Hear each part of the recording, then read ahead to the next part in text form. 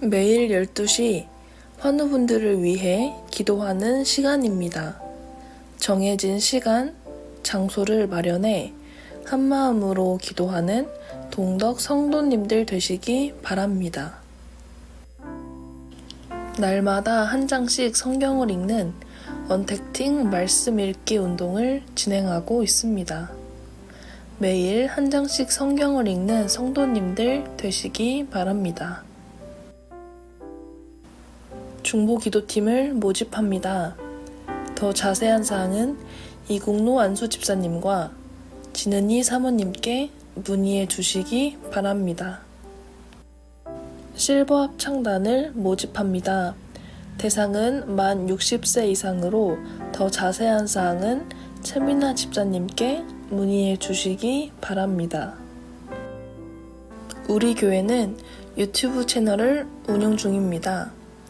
예배 및 신앙을 되돌아보는 콘텐츠에 성도님들의 많은 이용 부탁드립니다.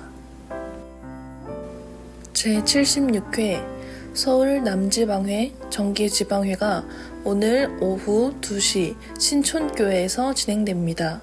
참고해 주시기 바랍니다.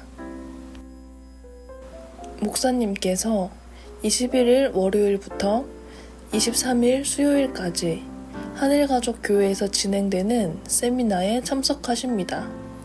참고해 주시기 바랍니다.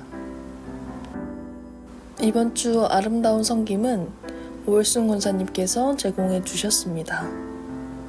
이번 주 생일을 맞으신 분들은 임원수 청년, 이강빈 성도님, 이선희 성도님, 신주호 청년입니다. 생일을 맞으신 모든 분들 축하드립니다.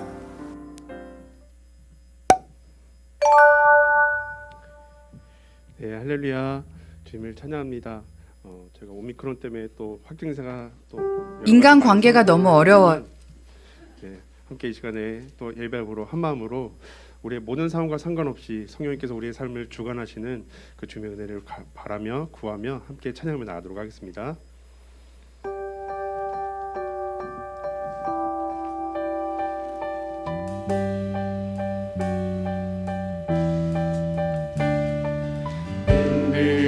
마른 불같이 시들은 나의 영혼 주님의 허락한 성령 간절히 기다리네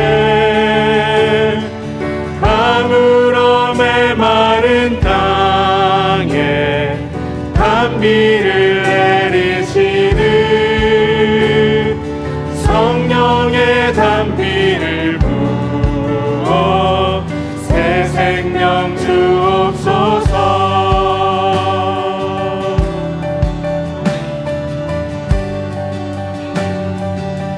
반가운 빗소리 들려 반가운 빗소리 들려 산천이 춤을 추네 봄비로 내리는 성령 내게도 주옵소서.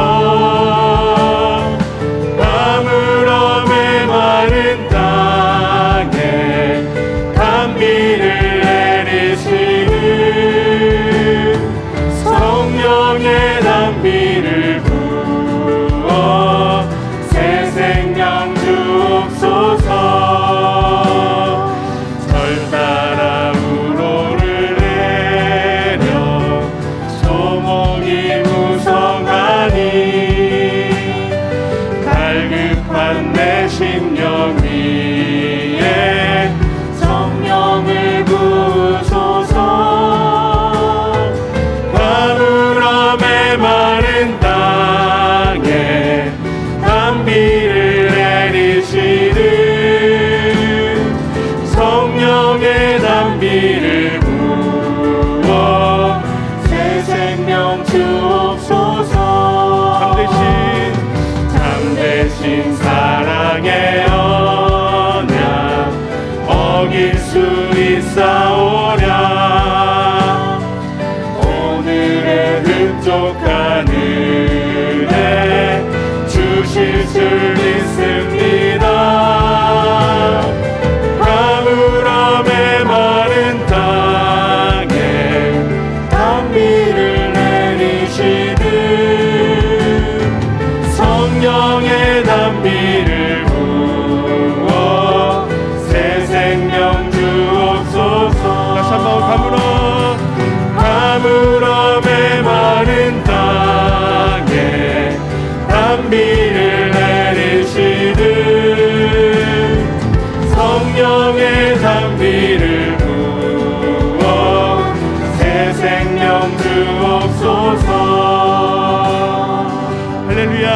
날마다 우리의 삶에 담비 같은 성령이 우리 가운데 임할 줄 믿습니다.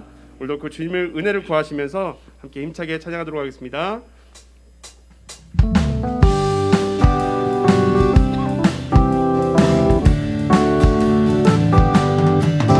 내가 매일 기쁘게 술래 얘기해가면 주의 팔이 나를 안보함이요.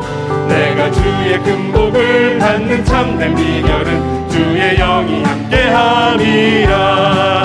성령이 계시네 할렐루야 함께하시네. 좁은 길을 걸으며 밤낮 기뻐하는 것 주의 영이 함께함이라. 전에 죄에 빠져서 평안함이 없을 때 예수 십자가의 공로 힘입어 그 발 아래 엎드려 잠든 평화 얻으네 주의 영이 함께하리라. 성령이 계시네 할렐루야 함께하시네. 좁은 길을 걸으며 밤낮 기뻐하는 것 주의 영이 함께하리라. 나와 동해 가시고 모든 염려하시니 나는 숲의 새와 같이 기쁘다. 내가 기쁜 마음으로 주의 뜻을 행하면 주의 영이 함께하리라. 성령이 계시네 할렐루야 함께하시네. 좁은 길을 걸으며 밤낮 기뻐하는 것 주의 영이 함께하리라. 세상 모든 욕망과 나의 모든 정욕은 십자가에 이미 못을 박았네. 모든 밤이 지나고 무거운 짐 벗으니 주의 영이 함께함이라. 성령이 계시네 할렐루야 함께하시네. 좁은 길 걸으며 만나 기뻐하는 것 주의 영이 함께함이라. 다시 한번 성령이 계시네 할렐루야 함께하시네. 좁은 길을 걸으며 만나 기뻐하는 것 주의 영이 함께하니. 아멘. 오늘 내 영혼 편히 쉴 곳과 동락 잃어도 안전한 복음 폭풍까지도 다스리시는 주의 영원한 팔 의지에 주의 영원하신 팔 함께하사 항상 나를 붙드시니 어느 곳에 가든지 요동하지 않음은 주의 팔을 의지함이라. 세상 친구들 나를 버려도 예수를 함께 동행함으로 주의 은혜가 충만하리니 주의 영원한 팔 의지에 주의 영원하신 팔 함께하사 항상 나를 붙드시니 어느 곳에 가든지 요동하지 않음은 주의 팔을 의지함이라.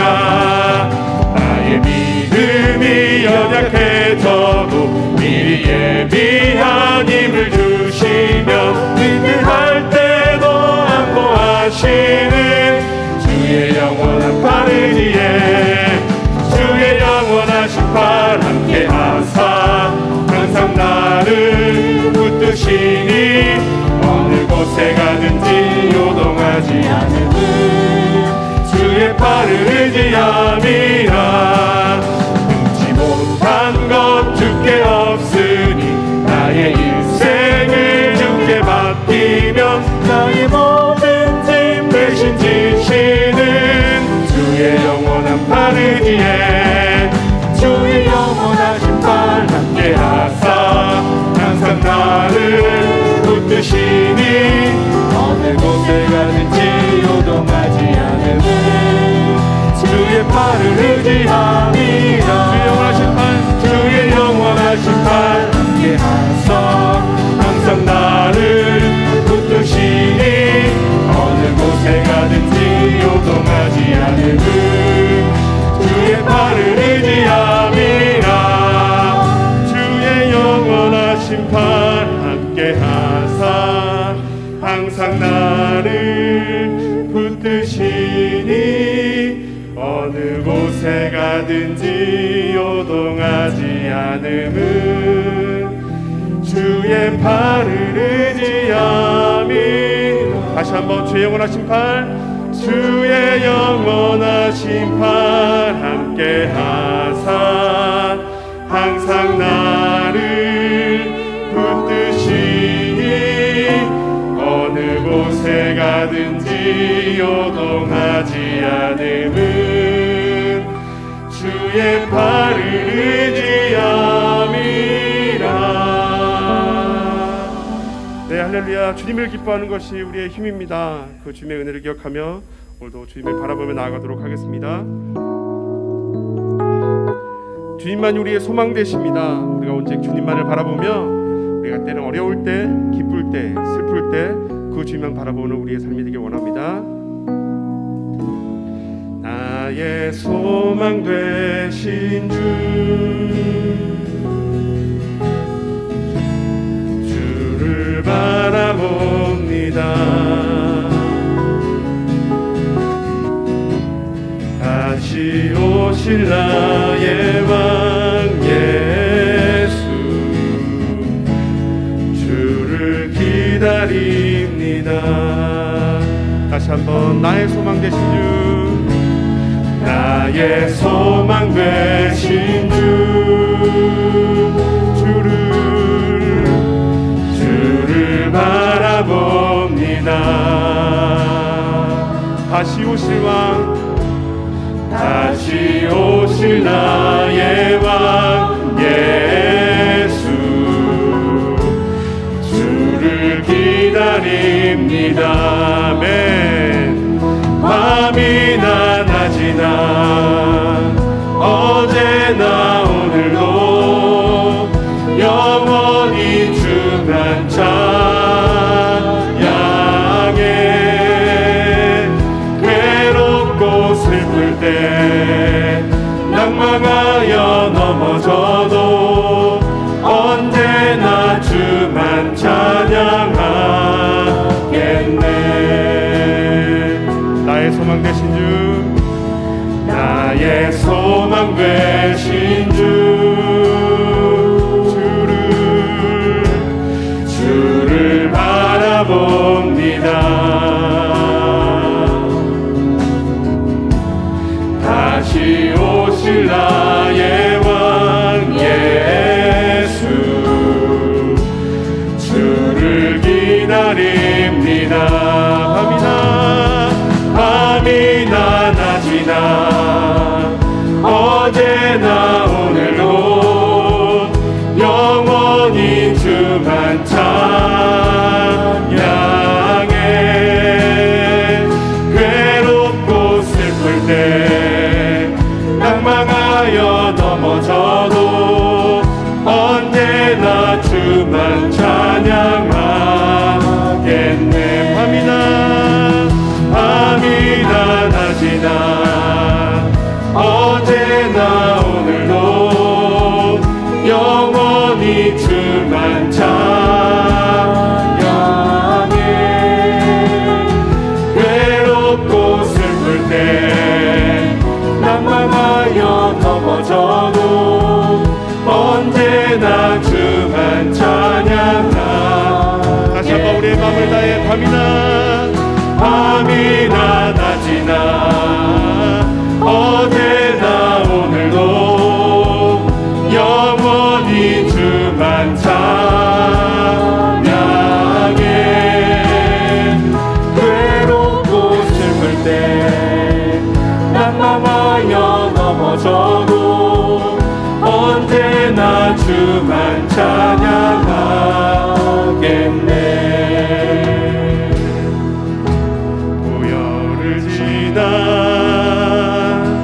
하나님 품으로 보혈을 지나 아버지 품으로 보혈을 지나 하나님 품으로 한 걸음씩 나가네. 존귀한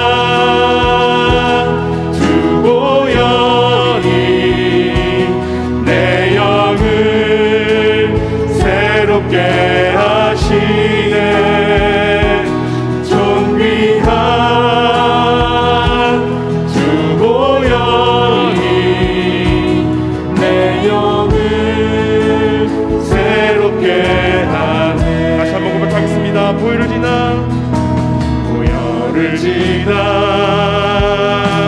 하나님 품으로 보혈을 지나 아버지 품으로 보혈을 지나 하나님 품으로 한 걸음씩 나가네. 존귀한 주보혈이 내 영을 새롭게 하시네. 존귀한 주보혈이 내 영을 새롭게 하네. 존귀한 주보혈, 존귀한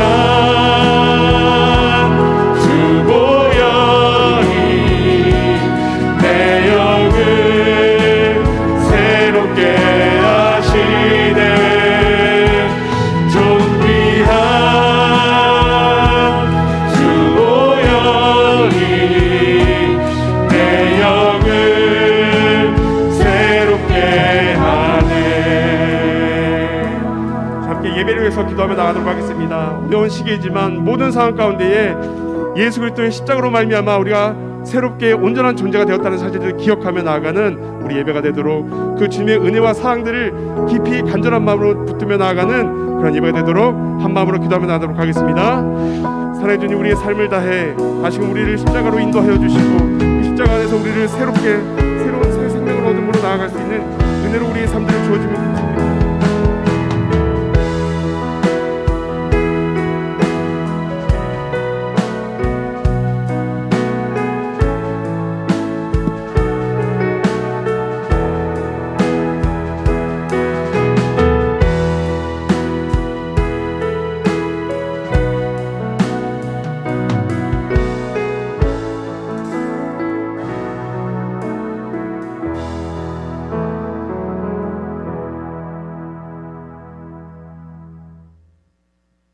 여호와께서 사람이 걸음을 정하시고 그의 길을 기뻐하시나니 그는 넘어지나 아주 엎드러지지 아니함은 여호와께서 그의 손을 붙드심이로다. 아멘. 사랑과 은혜가 풍성하신 하나님 아버지 감사를 드립니다. 천지 만물 가운데 한없이 연약하고 부족한 저희들을 사랑하사 하나님의 자녀로 삼아주시고 거룩한 주님의 백성으로 거듭나게 하시어 이 귀한 예배의 시간을 통하여 감사와 찬송과 영광을 드리게 하시니 감사를 드립니다.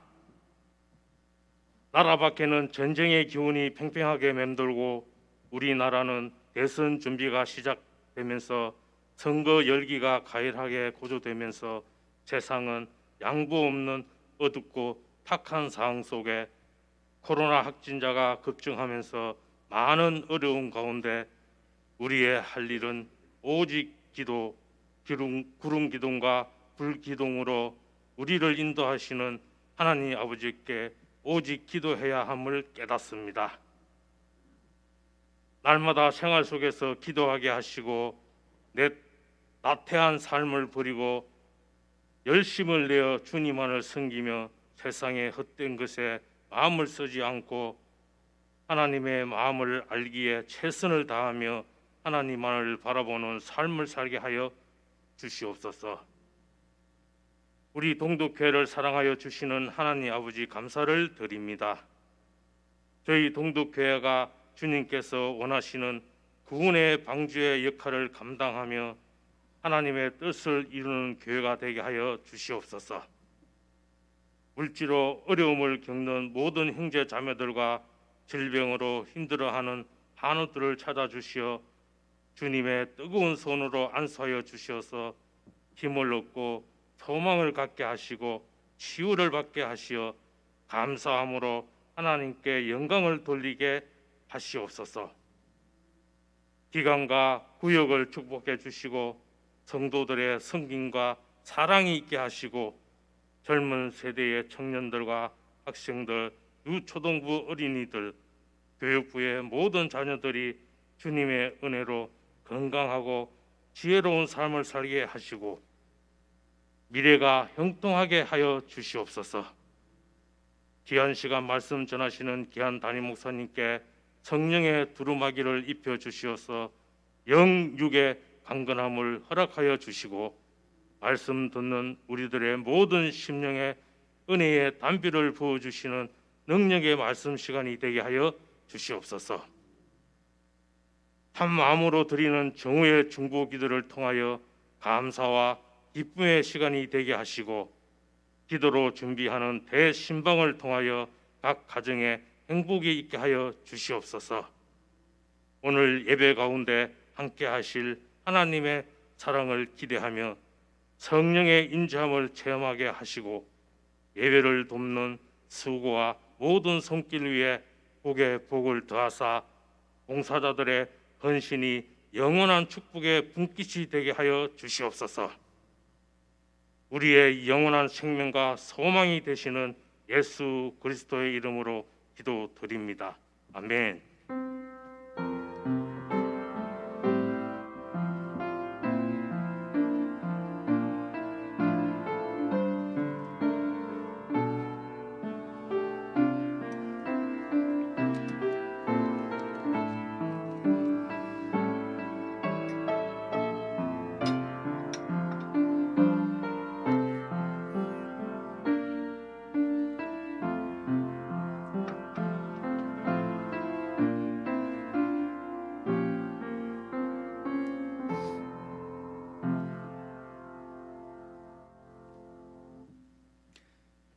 우리 함께 하나님 말씀 함께 찾으시겠습니다. 함께 보실 하나님 말씀은 신약성경 마가복음 2장 13절에서 17절까지 말씀입니다.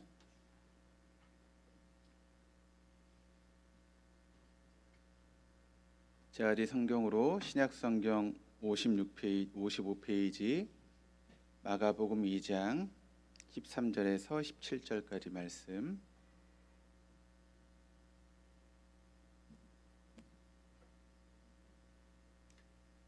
찾으셨으면 우리 한 목소리로 13절에서 17절까지 말씀을 같이 읽도록 하겠습니다. 예수께서 다시 바닷가에 나가심에 큰 무리가 나왔거늘 예수께서 그들을 가르치시니라. 또 지나가시다가 알페오의 아들 레위가 세관에 앉아 있는 것을 보시고 그에게 이르시되 나를 따르라 하시니 일어나 따르니라. 그의 집에 앉아 잡수실 때에 많은 세리와 죄인들이 예수와 그의 제자들과 함께 앉았으니 이는 그러한 사람들이 많이 있어서 예수를 따름이러라. 바리새인의 서기관들이 예수께서 죄인 및 세리들과 함께 잡수시는 것을 보고 그의 제자들에게 이르되 어찌하여 세리 및 죄인들과 함께 먹는가? 예수께서 들으시고 그들에게 이르시되 건강한 자에게는 의사가 쓸데없고 병든 자에게라야 쓸데 있느니라. 의인을 불러온 것이 아니요 죄인을 부르러 왔노라 하시니라. 아멘. 우리 하나님은 날마다 새 일을 행하시는 하나님이십니다. 믿으십니까? 날마다 새 일을 행하시는 하나님은 특별한 경우를 제하고는 사람을 통해 일하시죠. 어떤 사람이죠? 영과 진리로 예배하는 사람입니다. 영으로 예배한다라고 하는 것은 성령의 이끄심을 따라 예배하는 것이고 또 진리로 예배한다라고 하는 것은 진리의 말씀 앞에 나를 조종하고 순종하는 것입니다. 오늘도 성령의 이끄심을 따라 진리의 말씀 앞에 나를 조종하고 순종하기만 하면 하나님께서는 우리를 하나님의 새 역사의 주인공으로 세워주실 것입니다. 초대교회 성도들은 세상에 감당할 수 없는 사람들이었습니다. 하나님 믿는 게 그런 것 같습니다. 그들은 가진 것도 없고 힘도 없고 배운 것도 없는 그런 사람들이었지만 세상이 그들을 감당하지 못했습니다. 그 중심에는 무엇이 있었는가 하면 바로 부활신앙이 있었죠. 그에 비해서 우리는 가진 것도 많고 또 배운 것도 많고 힘도 많지만 우리는 오히려 세상을 감당하지 못한 채 인생을 살고 있는 것 아니겠습니까? 그 이유가 여러 가지 있지만 가장 중요한 이유는 바로 우리에게는 부활신앙이 없기 때문입니다.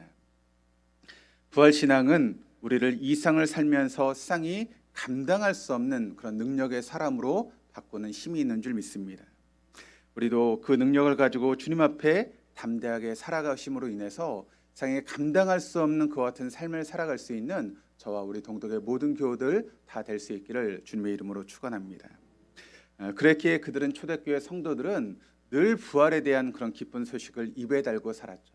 그래서 항상 사람을 만날 때마다 그 부활의 소식을 증거하며 살았는데 우리도 같이 한번 인사하시겠습니다. 그리스도께서 부활하셨습니다. 다시 한번 예 참으로 부활하셨습니다. 이런 부활 신앙으로 날마다 승리하시는 저와 여러분 될 수 있기를 다시 한번 주님의 이름으로 축복합니다. 예수님은 복음서의 말씀을 통해서 예수님께서 이 땅에 오신 이유를 분명하게 밝히셨습니다. 왜 주님께서 이 땅에 오셨습니까? 바로 죄인을 구원하시기 위해서 이 땅에 오셨다라고 분명하게 그 이유를 밝히셨죠. 잃어버린 영혼을 구원하고 그들을 제자 삼기 위해서. 그래서 주님은 떠나가시는 마지막 순간에도 마지막으로 어떤 말씀을 하셨습니까? 너희는 가서 모든 족속으로 제자를 삼고 아버지와 아들과 성령의 이름으로 세례를 주라라고 말씀하시면서 승천하신 것이 예수님의 모습이시죠. 그래서 예수님은 그렇게 사람들을 통해서 제자를 삼고 그들에게 세례를 베풀고 그들을 구원하시기 위해서 수시로 무엇을 하셨는가 하면 바로 식사의 자리를 마련하셨습니다. 잃어버린 영혼을 구원하기 위한 주님의 방법은 바로 식사였다라고 하는 것을 우리가 복음서의 말씀을 통해서 계속 함께 나누고 있습니다. 그렇습니다. 먹고 마심, 즉 함께 식사하심으로 구원을 이루시려고 하셨던 것이 바로 주님의 모습이었다는 것입니다. 그러니까 예수님에게 있어서 식사라고 하는 것은 단순히 식사가 아니라 식사의 교제의 식탁의 공동체였고 또 잃어버린 영혼을 구원하는 가장 중요한 수단이자 방법이었다라고 하는 것을 우리가 알 수 있게 되는 것입니다. 성령 충만을 받은 초대교회 성도들은 이런 예수님의 식탁의 교제가 얼마나 중요한지 시간이 갈수록 그것을 깨닫게 되었습니다.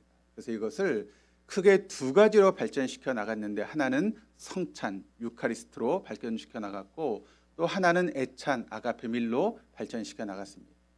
성찬 유카리스트는 여러분 공적인 연합 예배의 자리에서 이루어지게 되었고 애찬 아가페밀은 소규모로 이루어지는 목장교회, 가정교회에서 이루어지게 된 것이죠.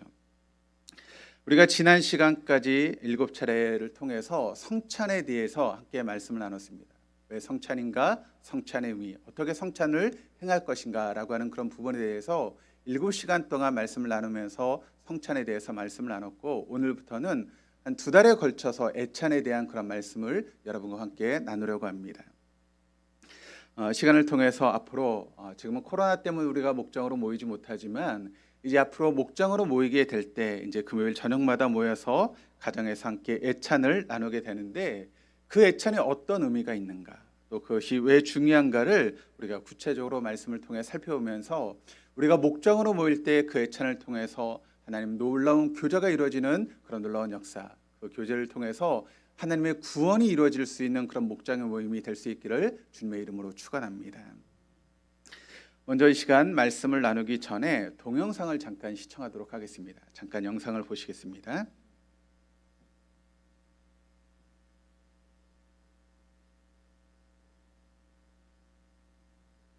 인간관계가 너무 어려워요. 어떻게 하면 사람한테 상처받지 않고 살 수 있을까요? 많은 사람들이 이런 고민을 털어놓습니다. 사람들은 살면서 각기 다른 고민을 가지고 살아가지만 인간관계에 대한 고민은 누구나 다 가지고 있습니다. 가장 가까운 가족이나 연인부터 친구, 직장 동료 사이에서까지 말이죠. 일이나 공부는 노력한 만큼 일정한 성과를 거둘 수 있지만 인간관계는 노력한다고 뜻대로 풀리지 않습니다. 그래서 우리 주변에는 다음과 같은 극단적인 인간관계를 맺는 사람들이 있습니다. 인간관계를 귀찮다고 생각해서 혼자 있는 게 더 편하다고 여기는 타입. 무조건 많이 퍼주다가 상대가 기대에 못 미치면 실망하고 화를 내는 타입. 이런 사람들에게 김해남 정신분석 전문의는 말합니다. 당신에게 인간관계가 어려운 이유는 제대로 거리를 두지 않아서이다.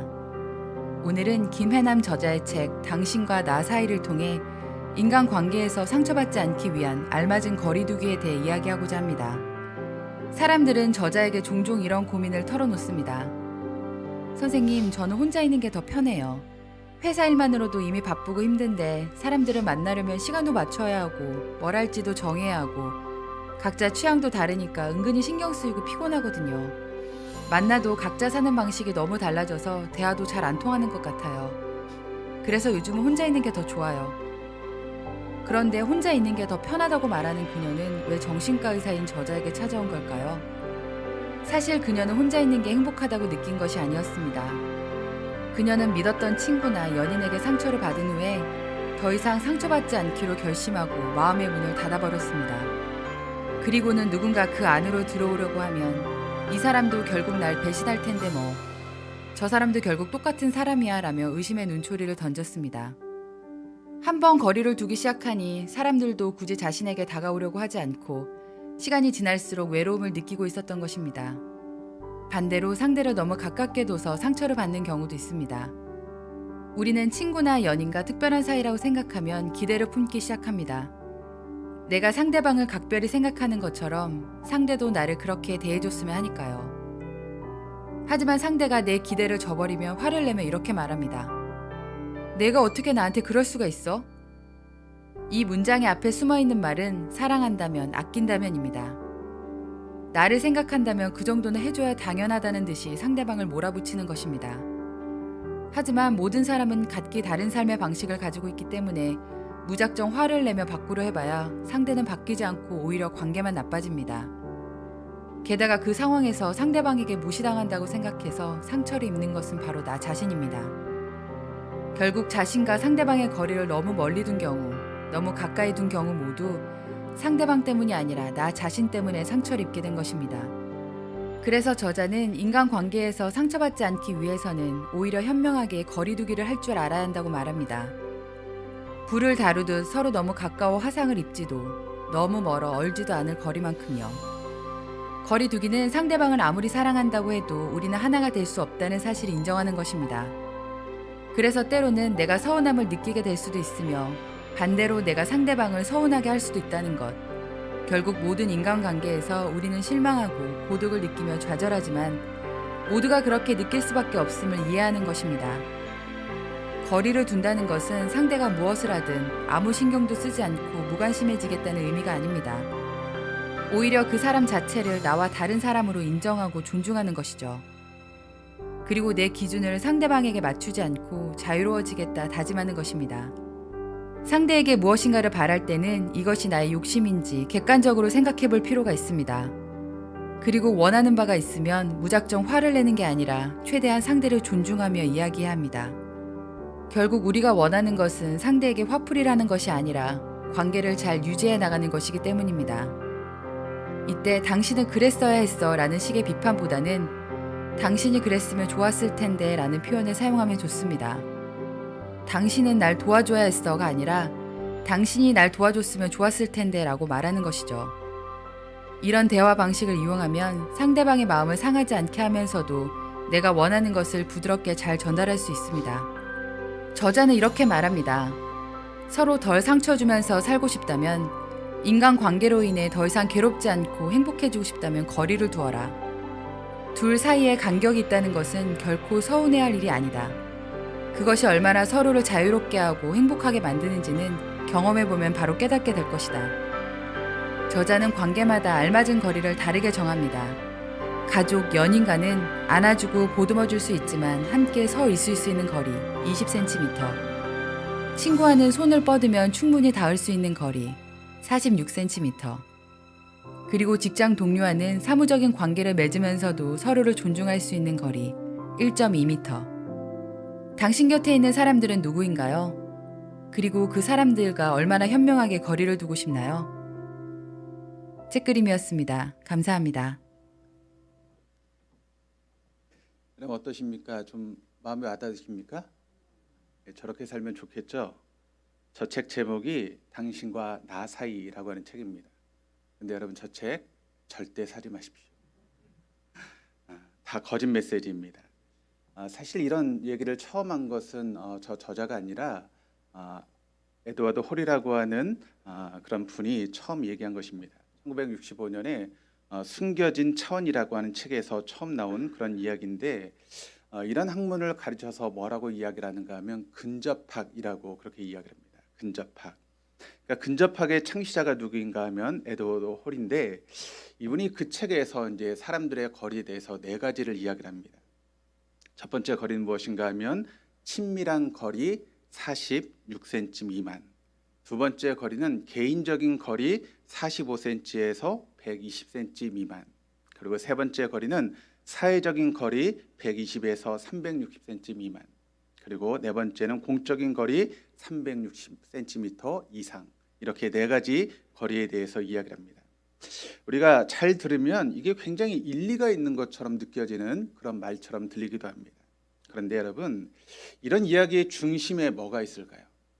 이런 이야기의 중심을 보게 되면 무엇이 있는가 하면 다 내가 있습니다. 내가 중심이 돼서 지금 이런 이야기를 하고 있는 것이죠. 그러니까 모든 것이 나 중심으로 지금 돌아가면서 이런 이야기를 하고 있는 것입니다.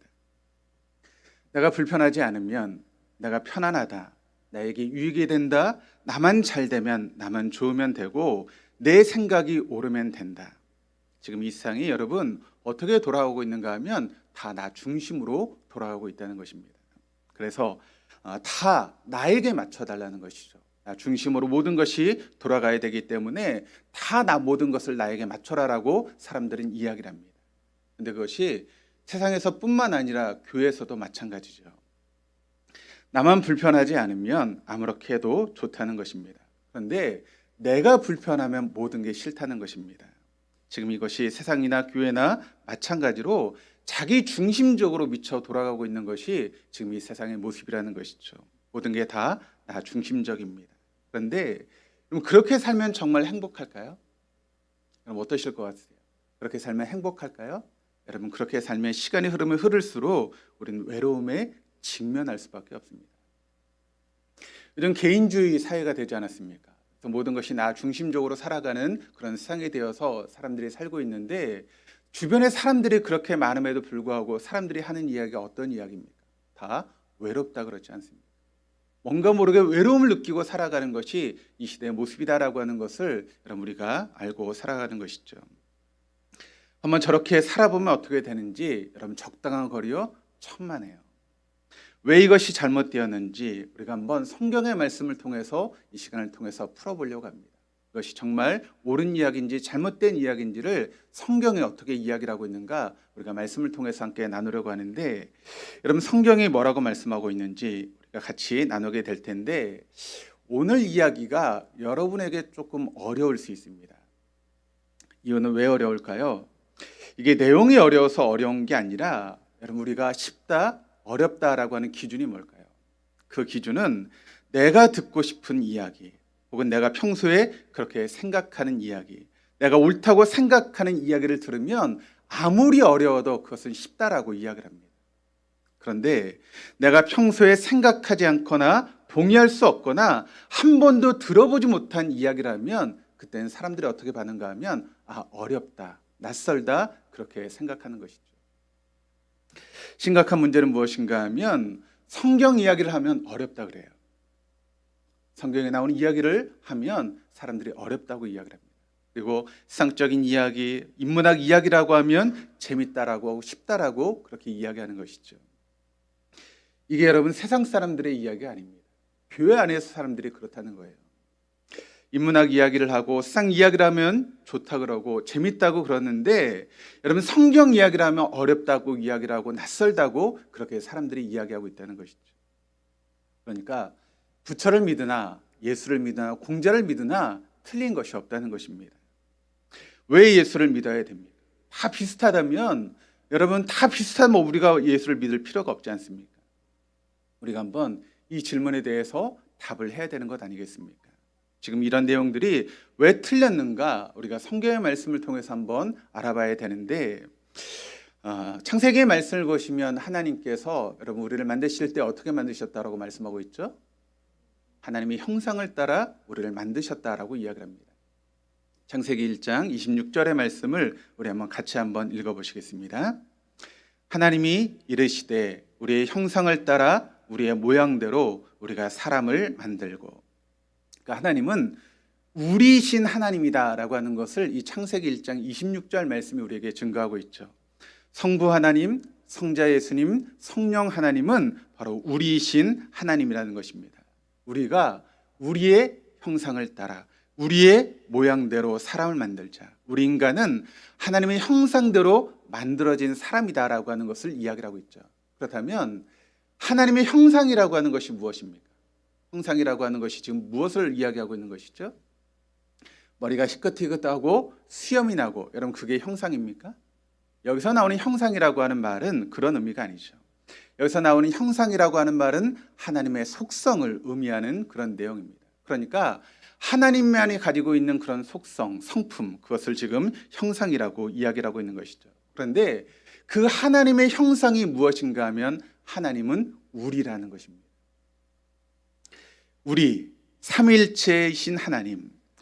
이 삼위일체라고 하는 이 신학적인 용어가 참 어려운 그런 말이죠. 그래서 사람들이 이것을 설명하기가 참 쉽지 않습니다. 그리고 이것을 이제 또 잘못 설명하면 그때부터 이단이 되기 때문에 한동안은 이 삼위일체에 대해서 사람들이 이야기하려고 하지 않았습니다. 그래서 20세기 중반까지는 이 삼위일체에 대해서 사람들이 잘 다루지 않았죠.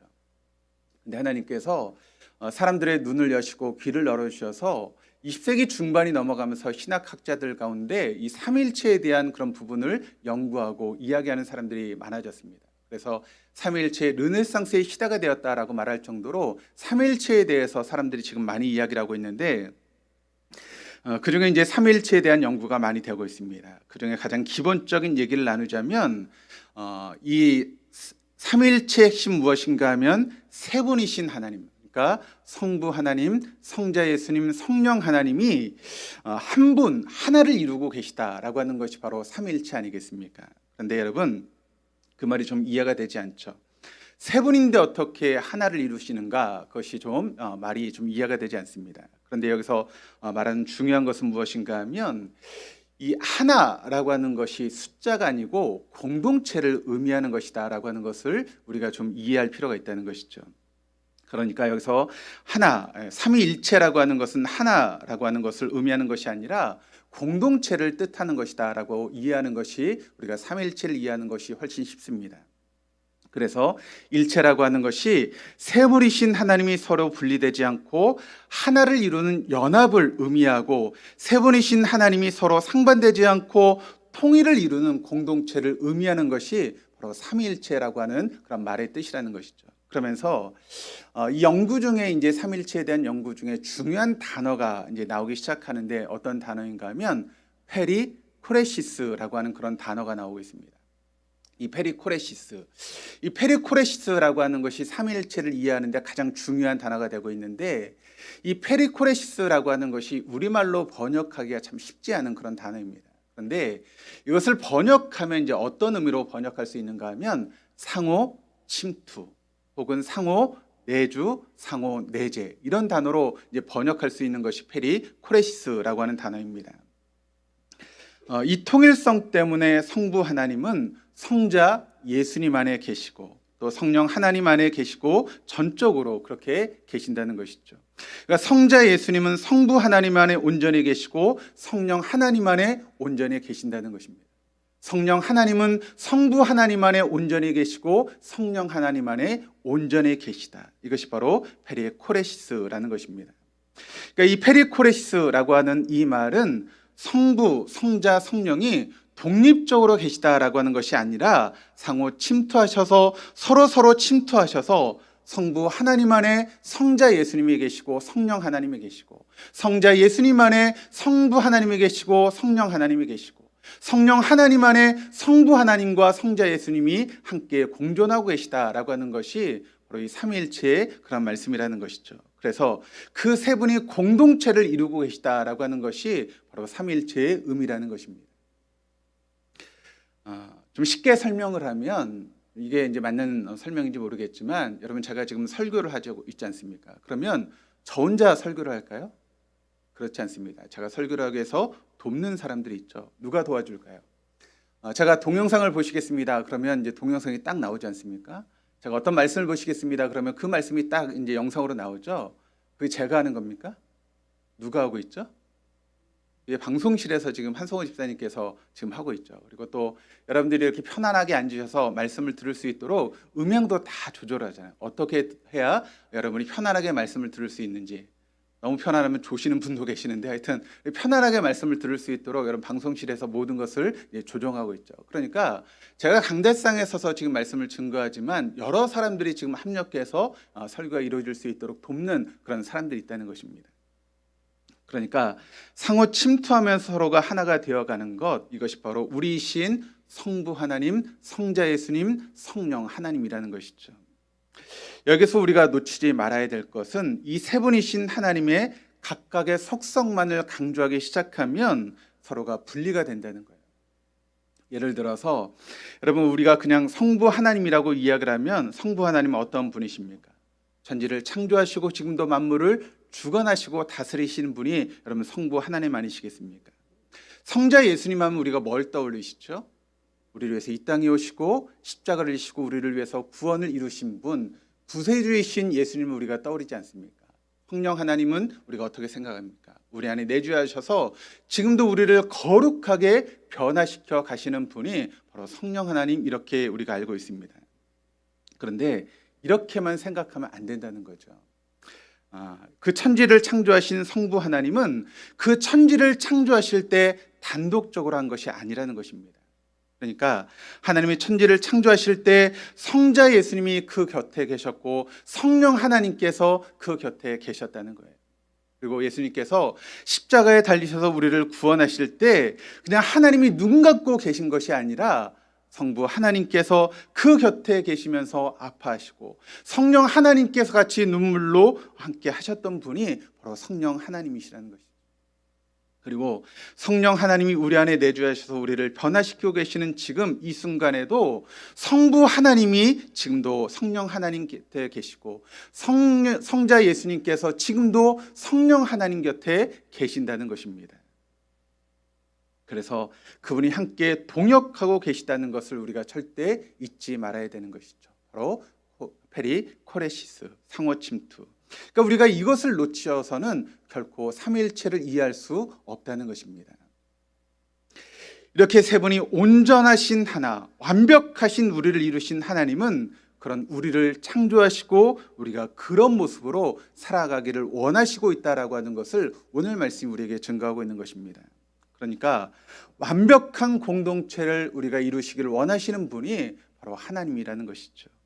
그런데 여러분, 그 완벽한 하나를 이루었던 인간이 아담과 선악과를 따먹음으로 여러분 그것이 깨어져 버리고 말지 않았습니까? 아담과 하와가 여러분 죄를 짓기 전에 둘이는 온전하게 하나였습니다. 우리가 그것을 볼 수 있는 것이 창세기 2장 20절에서 25절까지 말씀인데 우리 같이 한번 읽어보시겠습니다. 여호와 하나님이 아담에게서 취하신 그 갈빗대로 여자를 만드시고 그를 아담에게로 이끌어 오시니 아담이 이르되 이는 내 뼈 중에 뼈요 살 중에 살이라. 이것을 남자에게서 취하였은즉 여자라 부르리라 하니라. 이러므로 남자가 부모를 떠나 그의 아내와 합하여 둘이 한 몸을 이룰지로다. 아담과 그의 아내 두 사람이 벌거벗었으나 부끄러워하지 아니하니라. 여기 말씀을 보시면 그의 아내와 합하여 둘이 한 몸을 이룰지니라 라고 이야기를 하고 있습니다. 그러니까 하나님께서 만드신 그 창조를 통해서 원래는 둘이 온전히 하나를 이루었던 것이 바로 아담과 하와의 모습이었다라고 하는 것을 성경이 우리에게 증거하고 있죠. 그런데 여러분, 하와가 선악과를 따먹는 죄를 지음으로 여러분 그 관계가 어떻게 되었습니까? 창세기 3장 7절 말씀을 보시면 이렇게 증거하고 있습니다. 우리 한번 같이 읽겠습니다. 이에 그들의 눈이 밝아져 자기들이 벗은 줄을 알고 무화과 나뭇잎을 엮어 치마를 삼았더라. 그러니까 여러분, 죄가 그들에게 들어오기 시작했을 때 그들 사이에 거리가 생기기 시작했다는 것이죠. 뭐가 창피해서, 뭐가 부끄러워서 여러분 나뭇잎으로 자신을 가려야만 했습니까? 두 사람의 사이가 갈라지고 말았다라고 하는 것을 우리에게 보여주는 말씀인데, 여러분 두 사람의 사이만 갈라진 것이 아닙니다. 하나님과의 사이도 갈라지게 되었습니다. 창세기 3장 8절 말씀을 같이 읽겠습니다. 그들이 그날 바람이 불매 동산에 거니시는 여호와 하나님의 소리를 듣고 아담과 그의 아내가 여호와 하나님의 낯을 피하여 동산나무 사이에 숨은지라. 여러분 조금까지만 해도 그럼 어떤 관계였는가 하면 하나님이 아담아 부르시면 왜 하나님 왜 부르세요? 저 여기 있어요. 그렇게 대답했던 것이 아담이었습니다.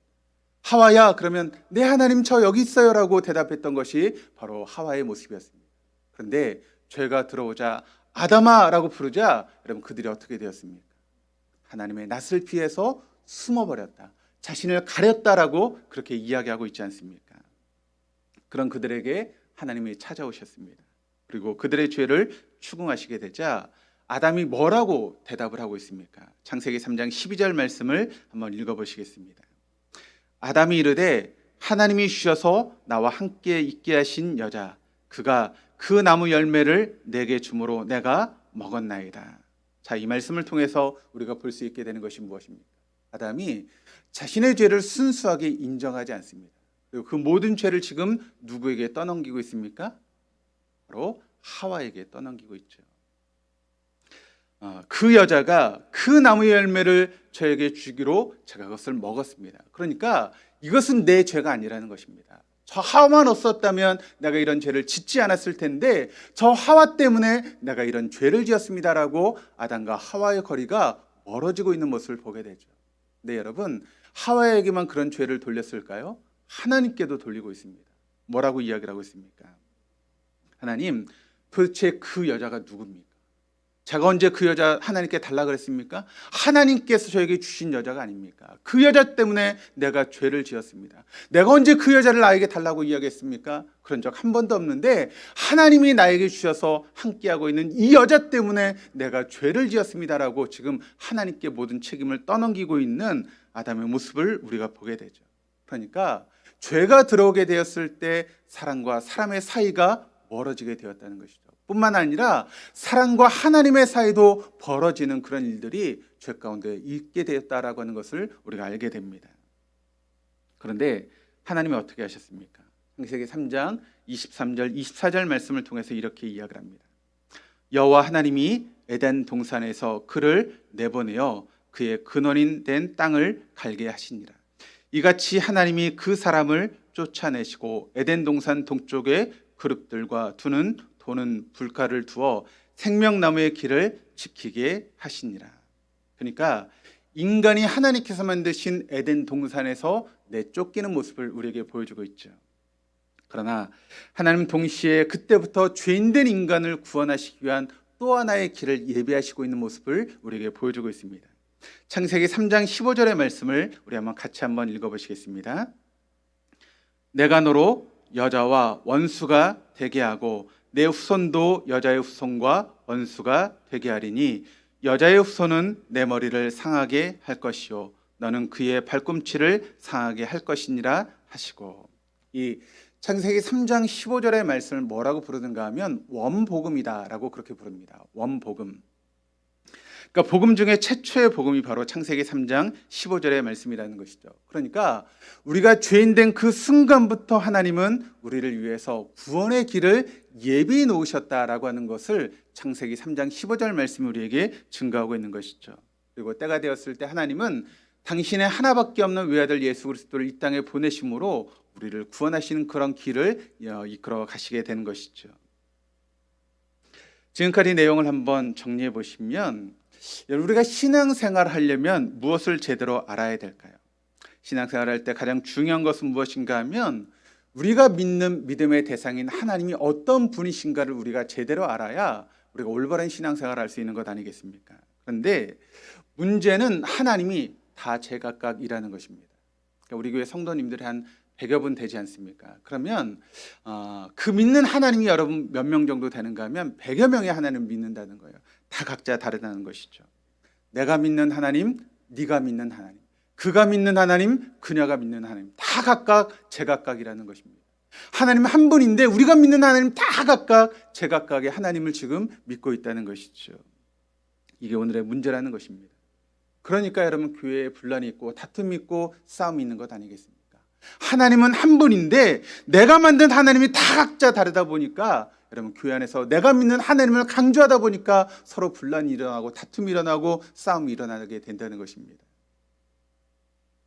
여러분 하나님은 어떤 분이십니까? 내가 성경대로 정말 하나님을 믿고 있습니까? 우리가 그것을 한번 진지하게 한번 생각해 볼 필요가 있다는 것입니다. 내가 믿는 하나님이 정말 성경적으로 나오고 있는 성경의 하나님인가? 혹시 내가 만들어낸 하나님을 내가 믿고 있는 것은 아닌가? 우리가 한번 깊이 한번 생각해 볼 필요가 있다는 것이죠. 다음으로 그분이 꿈꾸는 것이 무엇인가를 우리가 알아야 된다는 것이죠. 하나님이 인간을 왜 만드셨습니까? 그리고 인간에게 뭔가를 제대로 여러분 원하시는 것이 무엇인가를 알아야 우리가 하나님을 제대로 알고 또 하나님 원하시는 삶을 살아갈 수 있는 것 아니겠습니까? 여러분 하나님 누구십니까? 가장 중요한 핵심은 삼위일체이신 하나님이라는 것이죠. 그분은 서로 상호 침투, 페리코레시스, 상호 침투함으로 완전한 하나를 이루신 분이 바로 삼위일체이신 우리가 믿는 하나님이라는 거예요. 그렇다면 그 하나님의 소원이 무엇이겠습니까? 하나님이 우리를 만드실 때 당신의 형상대로 우리를 만드셨다라고 이야기를 하고 있습니다. 그렇다면 그 의미는 무엇인가 하면 하나님이 서로 상호 침투하심으로 완전한 하나를 이루셨던 것처럼 우리 믿는 성도들이 완전한 하나를 이루는 것, 하나님 안에서 완전한 하나를 이루는 것, 그것이 바로 하나님께서 우리에게 원하시는 삶의 모습 아니겠습니까? 오늘 말씀을 한번 가보겠습니다. 오늘 말씀은 세리였던 알페의 아들 레위, 마태복음에는 마태라고 소개되고 있는데 그 레위를 부르시는 그런 모습이 오늘 말씀을 통해 나오고 있는데 이 레위가 예수님의 부르심을 받고 너무나 기쁘고 감격한 나머지 많은 사람을 초대해서 잔치를 베푸는 모습이 오늘 말씀을 통해 나타나고 있습니다. 그런데 이 레위라고 하는 사람은 세리였습니다. 그 당시 세리는 민족의 반역자로 사람들로부터 손가락질을 당하던 그런 사람이었습니다. 그런데 그렇게 사람들로부터 외면당했던 그 사람이 예수님의 초청을 받고 새로운 삶을 살기로 다짐하고 사람들 앞에 선언하는 그런 시간이 이 잔치의 시간이었다는 것이죠. 레위는 마음이 터지도록 기쁘고 너무나 감격해서 많은 사람들을 지금 부르고 잔치를 베풀고 있습니다. 그런데 이 레위 주변에, 마태 주변에 여러분 어떤 사람이 있었습니까? 성경의 말씀을 보니까 그 당시 사람들로부터 인정받지 못했던 사람들, 그러니까 세리라든가 창기라든가 죄인이라든가 그런 사람들이 바로 이 레위 주변에 있었다는 것이죠. 그런데 이 많은 사람들 앞에서 레위가 이야기를 합니다. 내가 예수를 만났어. 예수님이 나를 만나주셨어. 나를 불러주셨어. 이제 나는 예수님 안에서 새로운 삶을 살 거야 라고 하면서 지금 레위가 선포하면서 지금 잔치를 베풀고 있는 것이죠. 16절의 말씀을 보시길 바랍니다. 이런 잔치에 대해서 시비를 거는 사람이 나오고 있는데 우리 16절의 말씀을 같이 읽겠습니다. 바리새인의 서기관들이 예수께서 죄인 및 세리들과 함께 잡수시는 것을 보고 그의 제자들에게 이르되 어찌하여 세리 및 죄인들과 함께 먹는가? 바리새인들은 하나님의 나라가 잔치를 통해서 이루어진다라고 하는 정도는 알고 있었습니다. 그런데 그들이 지금 문제 삼고 있는 것은 잔치가 아니라 그 잔치에 누가 참여하고 있는가, 그것을 가지고 지금 문제를 삼고 있다는 것이죠. 지금 예수님이 누구와 지금 식사를 하는가라고 하는 그런 부분을 가지고 지금 이 바리새인들이 문제를 삼고 있는 것입니다. 그 당시의 세리들은 어떠한 사람입니까? 자신의 지위를 위해서 사람들을 착취했던 것이 세리의 모습 아니었습니까? 그래서 그들은 사회적으로 사람들로부터 배척을 당하고 있었던 사람들이 세리였습니다. 뿐만 아니라 이 세리는 그 당시에 재판에서 증인으로서의 역할을 감당하지 못했던 것이 바로 세리의 모습이었습니다. 그러니까 그들의 말을 인정하지 않았던 것이 사회의 모습이었다는 것이죠. 그래서 그들은 민족을 배반한 배신자였고 하나님을 배신한 그런 사람들로부터 손가락질을 받고 있었습니다. 그런데 그들이 지금 예수님과 함께 잔치를 베풀고 있었다는 것입니다. 이것이 얼마나 받아들이기 어려운 상황인가? 신약학자 스코파치는 이런 이야기를 하고 있습니다. 한번 들어보시기를 바랍니다. 1세기 지중해 유역의 사회에서 밥상 공동체의 중요성은 아무리 강조해도 지나치지 않을 것이다. 식사는 개인이 영양분을 섭취하는 일 그 이상이었다. 다른 사람의 식사 자리에 초대받는 것은 그들과의 우정, 친밀함, 일치를 드러내는 상징적인 의식이었다. 따라서 식사를 함께한 사람들에 대한 배신이나 불충은 비난받아 마땅한 일로 여겨졌다. 또한 식사 초대는 관계가 소원해진 사람들이 다시 화해할 통로가 되기도 했다. 그러니까 이 유대인들에게 있어서 이 음식 문화, 식사는 문화적인 경계를 상징하는 동시에 새로운 경계를 만드는 도구가 되었던 것이 바로 식사의 자리였다라고 하는 것을 보여주고 있는 것이죠. 그러니까 이방인들에게 있어 유대인들에게 있어서 이방인과 식사한다라고 하는 것은 그들에게 있어서는 상상할 수 없는 그런 일이었다는 것이죠. 그런데 여러분, 이게 유대인들만의 이야기일까요? 우리하고는 상관이 없습니까? 그렇지 않죠. 인류학자인 메리 더글라스도 이런 이야기를 하고 있습니다. 한번 들어보시기를 바랍니다. 모든 문화권, 모든 사람들의 식사는 경계 표지와 같다. 그러니까 모든 사람들이 하는 그런 식사는 경계의 표지와 같다라고 하는 것입니다. 그러니까 식사를 통해서 우리는 무엇을 알 수 있는가 하면 상대방과의 얼마나 친밀한 관계인지, 얼마나 가까운 관계인지, 얼마나 그 사람을 귀하게 여기는지를 알 수 있는 경계의 표지와 같은 것이 바로 식사다라고 그렇게 이야기하고 있는 것입니다. 그래서 내가 누구와 식사를 하는가, 어떤 식사를 하는가를 통해서 그 사람이 그 사람과 얼마나 친한지를 우리가 알 수 있게 된다는 것이죠. 가끔 얼굴만 아는 사람들에게 우리가 이야기를 하지 않습니까? 우리 언제 한번 만나서 식사하시죠? 그렇게 이야기를 하지 않습니까? 그런데 여러분, 그렇게 이야기하고 우리가 식사를 합니까? 잘 하지 않죠. 그냥 인사로 하는 그런 이야기입니다. 근데 정말 친한 사람과는 어떻게 합니까? 한번 식사에 그러면 정말 날짜를 잡고 식사를 하지 않습니까? 그러니까 우리가 식사라고 하는 것은 그 사람과 얼마나 친한지를 알 수 있는 경계의 표지와 같은 것이 바로 식사의 모습이라는 것이죠.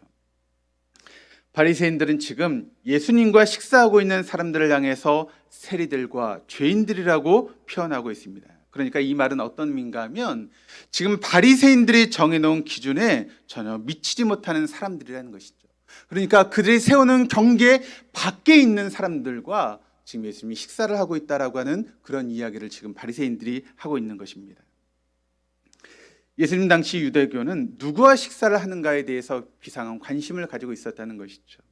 누가와 식사를 할 수 있는가. 그런데 예수님 이런 질문에 대해서 답을 하신 것이 아니라 그들의 질문을 완전히 헐어버리고 있습니다. 그리고 게임의 룰을 완전히 바꿔놓고 있는 것이죠. 예수님께 있어 식사는 아주 중요한 의미를 가지고 있다라고 하는 것을 여러분에게 말씀을 드렸습니다. 그것은 새로운 세상, 새로운 나라, 새로운 질서를 의미하는 것입니다. 그러니까 예수님이 하시는 그런 식사의 모습을 보면 예수님이 전하신 메시지와 또 예수님의 공동체, 예수님의 선교의 사명을 들여다볼 수 있는 창문과도 같은 것이 바로 예수님의 식사였다라고 하는 것을 우리가 알 수 있게 되는 것이죠.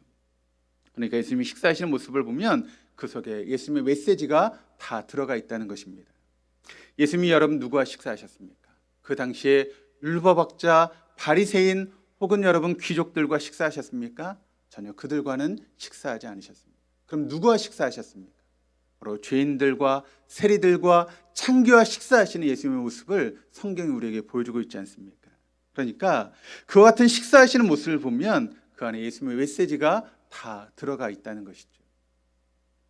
그것을 바리새파 사람들은 도무지 이해할 수가 없었던 것이죠. 그때 예수님께서 오늘 보면 17절의 말씀을 통해서 이런 이야기를 하고 계십니다.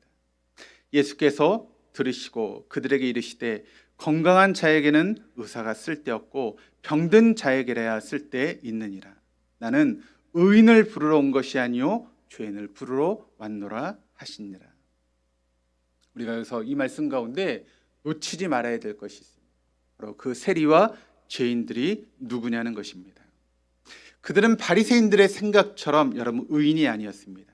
예수님도 그들을 죄인이라고 인정하셨고 죽어 마땅한 죄인이라고 그렇게 말씀하고 있죠. 그런데 예수님께서 그들이 의인이어서 그들과 식사한 것이 아니었다는 것입니다. 그들은 죄인이라는 것입니다. 그리고 내가 온 것은 그 죄인들을 부르기 위해서 내가 이 땅에 왔지 의인을 부르러 온 것이 아니었다라고 말씀하고 있는 것이죠. 그들이 죄인이었기 때문에 내가 그들과 식사하는 거야. 그들이 죄인이었기 때문에 그들에게 구원이 필요하기 때문에 내가 이 식사를 통해서 그들을 구원하기 원하는 거야. 이것이 바로 주님의 말씀이었다는 것이죠. 그렇다면 여러분, 이 말씀 가운데 중요한 것이 담겨 있는 것 아니겠습니까? 바로 우리 주님께서 찾으시는 사람이 누구입니까? 우리 주님이 누구를 찾고 계시죠? 바로 자신의 죄인됨을 인정하는 사람을 찾으십니다. 나의 연약함을 인정하는 사람을 하나님께서 찾으신다는 것이죠. 그래서 한순간도 주님의 도우심이 없으면 살아갈 수 없음을 인정하는 사람, 그 사람들을 지금도 주님께서 찾고 계시다는 것입니다. 그런데 여러분, 그것이 바리새인들은 너무나 불편했습니다. 자신을 죄인이라고 한 번이라도 생각해 보지 않았거든요. 자신이 연약하다고 생각하지 않았거든요. 기존의 질서가 깨지는 것이 너무나 싫었습니다. 내가 가지고 있는 기득권을 내려놓기가 너무나 싫었다는 것입니다. 그래서 세리와 죄인들과 어울리는 것, 그것은 더더욱 상상할 수 없는 그런 일이었다는 것입니다. 한마디로, 왜 내가 모든 것을 포기해야 돼? 내가 가지고 있는 기득권을 놓기 싫은데 내가 왜 이것을 놓아야 돼? 나는 지금 너무나 좋은데 내가 이것을 왜 포기해야 돼? 그것이 바로 바리새인들의 생각이었고 모습이었다는 것이죠. 하나님은 우리가 하나님과 같은 공동체가 되기를 간절히 원하십니다. 그것이 바로 우리를 창조하신 이유이기 때문입니다. 우리가 그렇게 될 때에만 온전한 평안과 온전한 행복을 누릴 수 있기 때문입니다. 근데 여러분, 지금 이 시대는 어떤 시대가 되었습니까? 서로 다 잘난 시대가 되었습니다. 모든 걸 나에게 맞춰달라고 이야기하는 시대가 되었습니다. 여러분, 그게 됩니까? 내가 한둘이 아닌데 어떻게 다 나에게 맞추겠습니까? 교회도 마찬가지입니다. 어떻게 여러분 한 사람 한 사람에게 다 맞출 수 있겠습니까? 그렇게 맞췄다가 교회가 산으로 갈 수밖에 없는 거죠. 우리가 맞춰야 되는 건 말씀이고 진리 아니겠습니까? 하나님께 맞춰야지 어떻게 사람에게 맞출 수가 있겠습니까? 근데 사람들은 다 내게 맞추랍니다. 내가 좋은 대로 하랍니다. 다 내가 잘나기를 원합니다. 남을 짓밟고 살아도 내가 좀 더 많이 갖기를 원하고, 내가 더 출세하기를 원하고, 내가 더 이름을 내기 원하는 것이 여러분 세상의 모습 아니겠습니까? 근데 교회도 마찬가지. 교회에서도 그런 주장이 넘치는 것이 지금 교회의 모습이라는 것이죠. 사실 우리가 우리 자신을 나름대로 멋지게 포장하지 않습니까? 어떤 모습으로 포장하고 어떤 옷을 입고 어떤 화장을 하든지 여러분 우리가 알아야 될 것이 있습니다. 무슨 무엇인가 하면 우리 속에 뭐가 꽉 차 있어요? 우리 속에는 죄가 꽉 차 있습니다. 아무리 포장해도 우리의 죄를 가릴 수는 없는 것 아니겠습니까? 그런 우리를 위해서 하나님께서 우리를 구원하시기 위해서 이 땅에 오셨죠. 내가 다시 시작하고 싶다. 새로운 질서, 새로운 세상으로 함께 가지 않겠니? 거기서 내가 너희들에게 침투할 수 있도록 너희들의 문을 좀 열어. 문을 좀 열어줘. 그래서 계시록 3장 20절 말씀을 통해서 주님께서 이렇게 말씀하시죠. 볼지어다 내가 문 밖에 서서 두드리노니 누구든지 내 음성을 듣고 문을 열면 내가 그에게로 들어가서 그와 더불어 먹고 그는 나와 더불어 먹으리라. 이것 외에는 대안이 없는 것 아니겠습니까? 주님이 내 안에 침투하실 수 있도록 내가 문을 열어주는 것, 이것이 바로 구원인 줄 믿습니다. 주님 보시기에 바리새파 사람이나 세리나 죄인이나 창기나 다 똑같아요. 다 구원을 받아야 될 그런 사람들이었습니다. 누구든지 상관없다. 너희들이 문을 열면 내가 너에게 들어가서 너와 함께 먹고 마실 것이다. 너를 구원하실 것이다. 새로운 세계를 너에게 열어줄 것이다. 내가 새로 시작하겠다. 그렇게 문을 연 사람들이 함께 모여서 공동체를 이루고 그때 옆에 사람들에게 우리의 자리를 내주는 것 아니겠습니까? 이 사람은 20cm짜리, 이 사람은 40cm짜리, 이 사람은 1m 20cm짜리 구별하지 않고 모두를 향해서 우리가 문을 열어야 된다는 것입니다.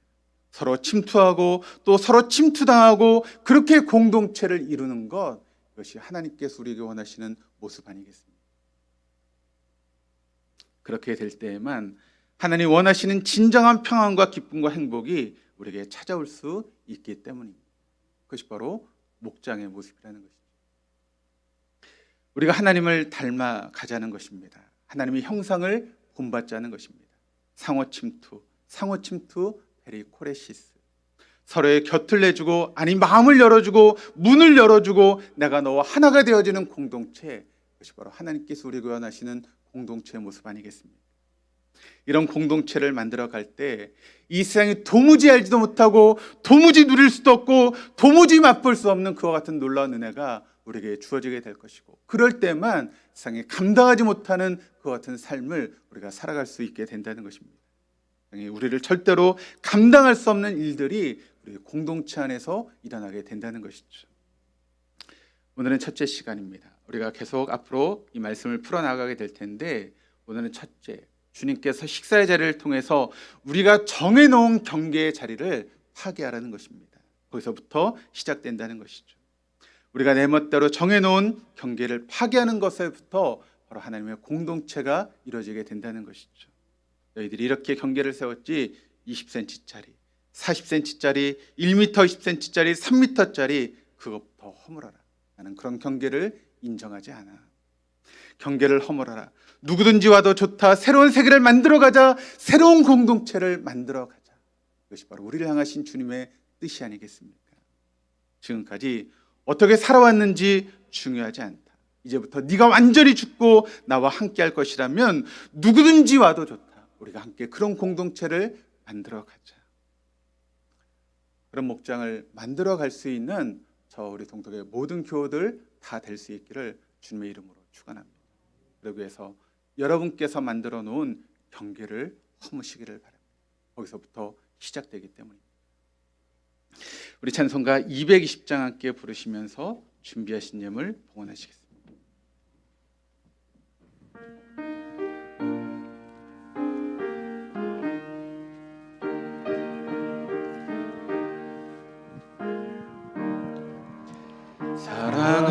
사랑하는 주님 앞에 형제자매 한자리에 크신 은혜 생각하며 즐거운 찬송 부르네.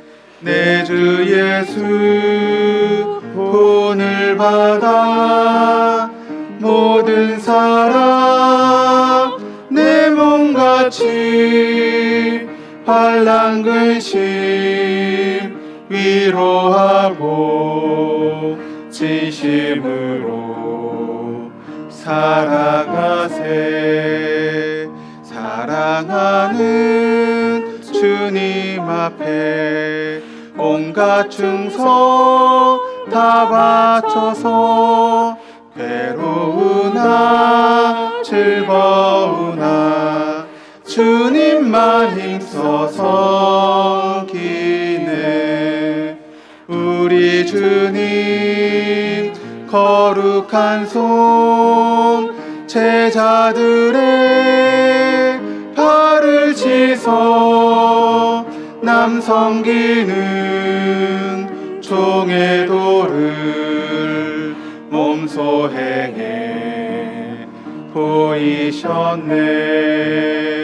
사랑하는 주님 예수 같은 주로 섬기나니 한 피 바다 한 몸 이룬 형제여 친구들이여 한 몸같이 친밀하고 마음으로 하나 되어 우리 주님 크신 뜻을 지성으로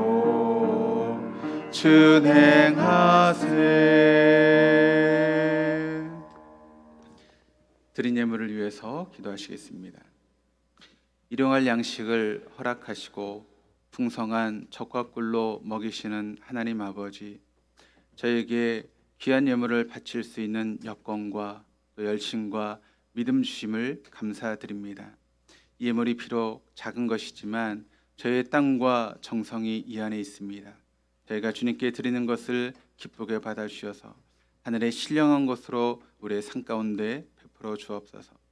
이 헌금이 쓰여지는 곳곳마다 하나님이 기뻐하신 일에 쓰임받을 수 있도록 인도하여 주옵소서.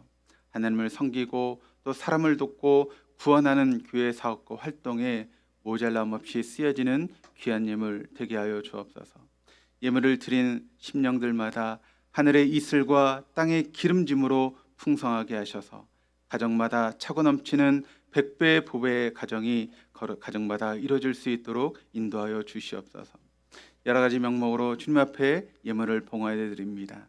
주일헌금과 출영헌금, 성경헌금과 건축헌금, 감사헌금과 또 구제헌금과 장학헌금, 또 11조 예물을 드리는 손길마다 하나님의 다음에 없는 복과 은혜가 그 산 가운데 넘치게 하여 주시고, 또 예물이 심겨질 때마다 30배, 60배, 100배의 풍성함으로 열매 맺을 수 있도록 인도하여 주시옵소서. 또 아버지 하나님, 보이지 않는 곳으로 교회를 위해 수고하시는 귀한 손길들이 있습니다.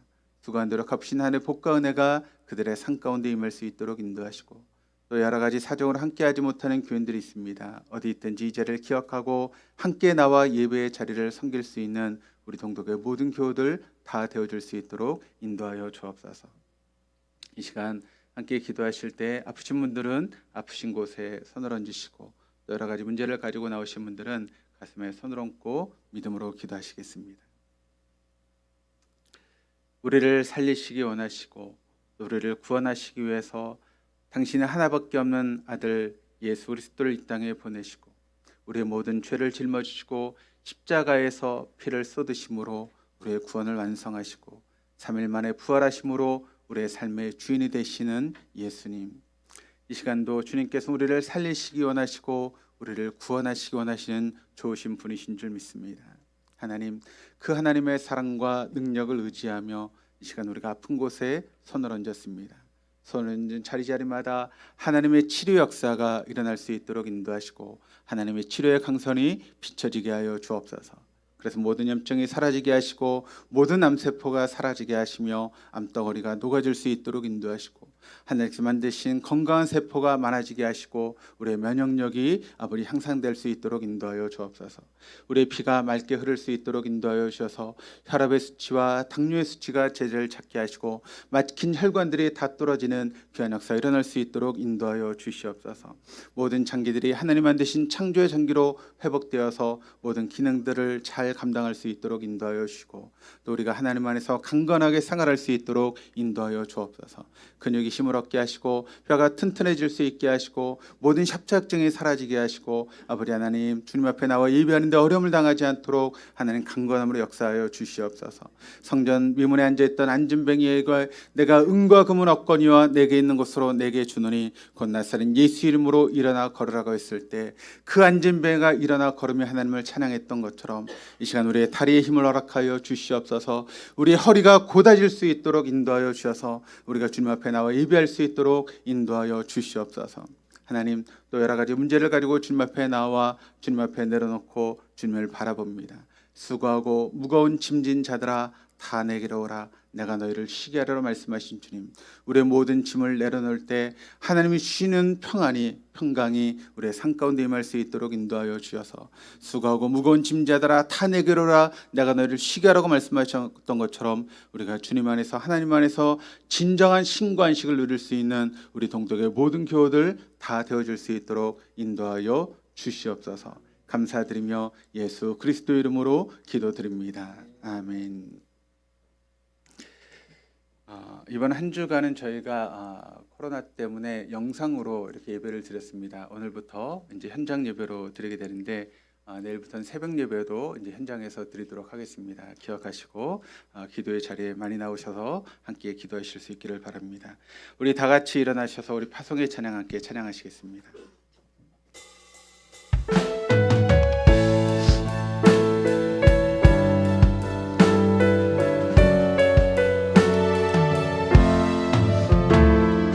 교회여 일어나라. 주께서 부르시니 두려움과 실패 내려놓고 교회여 일어나라.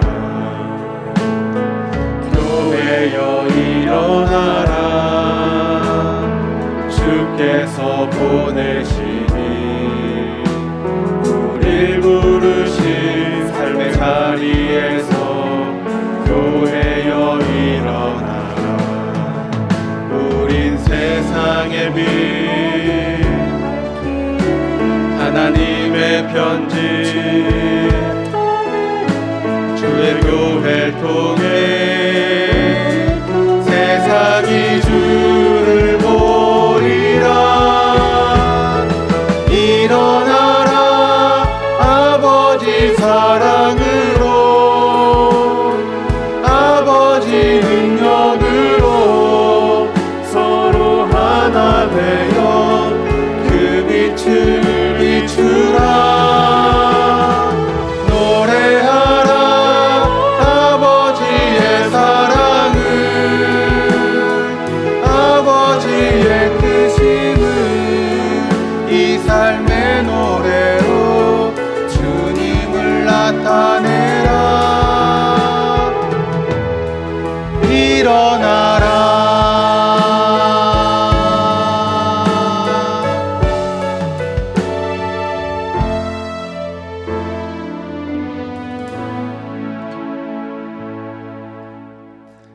지금은 우리 주 예수 그리스도의 은혜와 아버지 하나님의 무한하신 사랑하심과 성령님의 내주하시며 구통하심이 우리가 우리의 형상을 따라 우리가 사람을 만들자 곧 하나님의 형상인 우리 하나님을 따라서 우리가 온전히 하나 되어지는 공동체를 이루기를 다짐하는 우리 동도의 교인들과 그 가정과 하시는 모든 일들 위해 지금부터 영원토록 함께 하시기를 간절히 축원하옵나이다.